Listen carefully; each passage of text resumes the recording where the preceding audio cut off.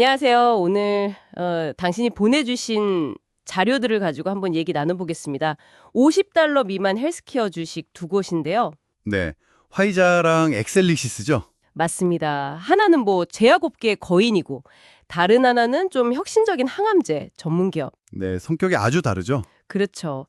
이 두 회사가 어떤 매력이 있는지 또 어떤 점을 좀 주의 깊게 봐야 할지 당신의 관점에서 중요한 정보들 한번 같이 짚어보죠. 좋습니다. 자, 그럼 먼저 화이자부터 볼까요? 네, 코로나19 특수가 좀 끝나면서 주가가 조정을 꽤 받았는데 자료 보니까 2025년 예상 주가 수익 비율 그 PER이라고 하죠. 네, PER. 이게 8.3배래요. 동종업계 평균의 거의 절반 수준이라는데 상당히 낮아 보이는데요. 왜 이렇게까지 시장이 평가하는 걸까요? 네, 그게 참 흥미로운 지점인데요.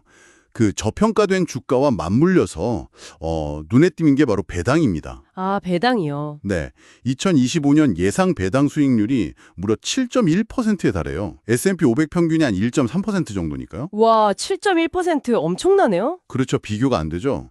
게다가 15년 연속 배당금을 늘려왔다는 점, 그리고 또 중요한 게 실제 벌어들인 현금, 그러니까 잉여 현금 흐름으로 배당금을 충분히 주고도 남는다는 거. 아, 안정성이 있다는 거군요. 네, 안정성이 꽤 높죠.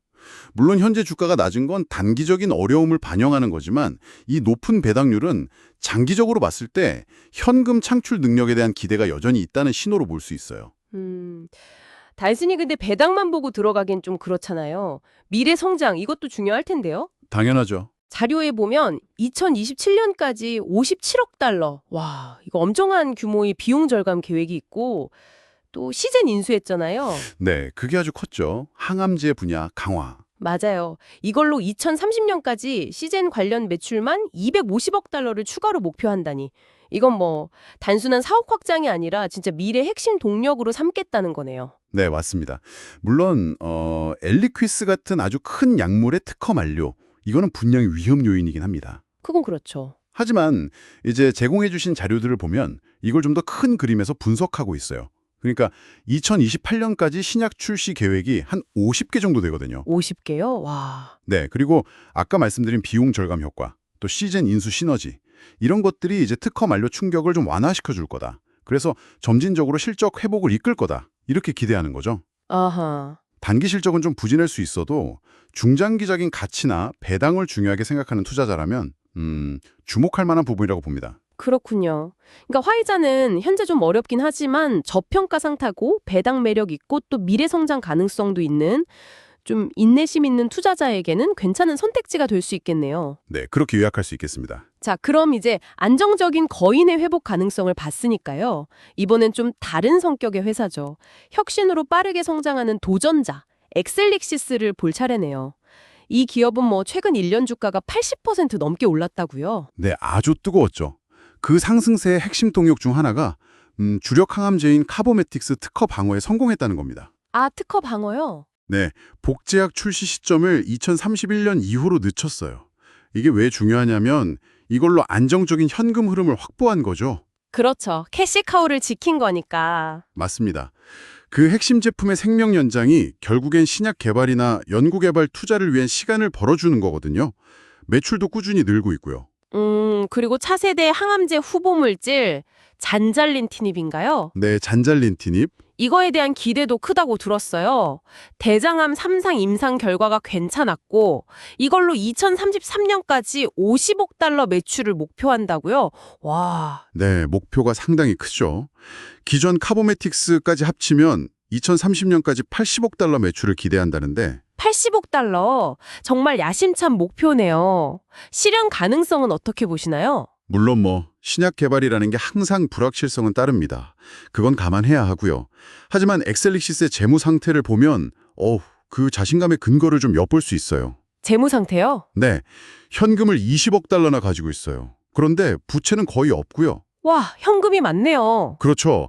그리고 연간 $10억 수준으로 연구 개발에 꾸준히 투자하고 있고 또 자사주 매입도 $15억 규모로 완료했고 추가로 $5억 계획도 있고요.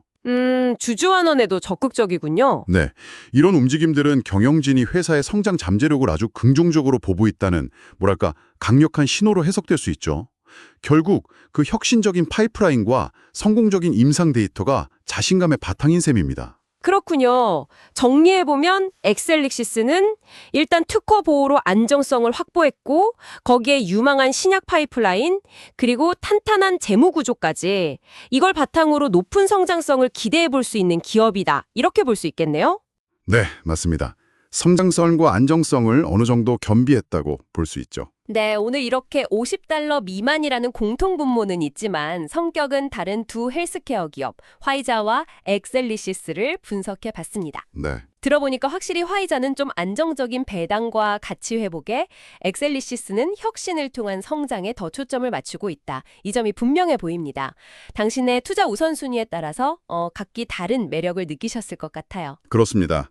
오늘 살펴본 자료들은 두 기업 모두 각자의 강점을 가진 우량주이고 장기적인 관점에서 본다면 분할 매수 전략을 고려해 볼 만하다. 이렇게 평가하고 있습니다. 네, 다만 투자는 항상 위험이 따르니까요. 신중한 접근은 당연히 필요하겠죠. 맞습니다. 오늘 저희는 당신이 공유해 주신 이 자료들 속에서 핵심 정보들을 좀 뽑아서 전달해 드리고자 노력했습니다. 이 분석이 두 기업에 대한 당신의 이해를 넓히는데 조금이나마 도움이 되었기를 바랍니다. 네. 그리고 마지막으로 생각해 볼 만한 질문 하나를 던져드리고 싶습니다. 네, 어떤 질문인가요? 오늘 우리가 살펴본 것처럼 안정적인 거대 제약사, 화이자 같은 곳이죠. 그리고 혁신적인 바이오텍, 엑셀리시스 같은 이 둘은 전략이나 특징 면에서 아주 뚜렷한 차이를 보여요. 그렇죠. 그런데 이 두 유형의 기업을 단순히 비교하는 것을 넘어서요.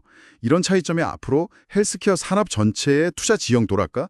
혹은 미래 의학 발전 방향을 예측하는 데 있어서 당신에게는 어떤 통찰력을 줄 수 있을지 한번 고민해 보시면 어떨까 합니다.